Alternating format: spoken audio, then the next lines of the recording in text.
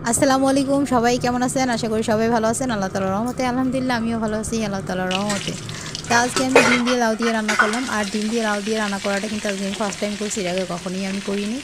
আর ডিম দিয়ে লাউ দিয়ে রান্না করার জন্য যেসব মশলা লাগে আমি সেই সব মশলার নামগুলো বলে দিচ্ছি। এখানে হলুদ নিয়েছি, পেঁয়াজ নিয়েছি, তারপর নিয়েছি মরিচের গুঁড়া, ধনিয়ার গুঁড়া, আর নিয়েছি স্বাদ মতো লবণ।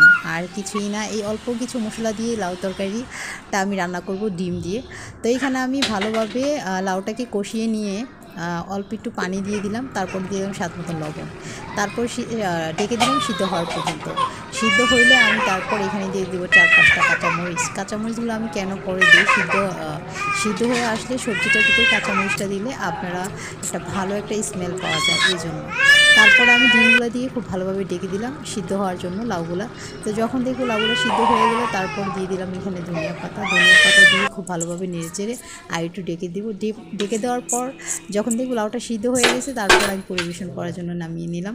দেখেন, দেখতে কিন্তু অনেক সুন্দর লাগতেছে। আমি ফার্স্ট টাইম করছি, আপনারাও ট্রাই করতে পারেন, এভাবে খেতে পারেন রান্না করে লাউ দিয়ে ডিম দিয়ে। সবাই ভালো থাকবেন, আল্লাহ হাফেজ।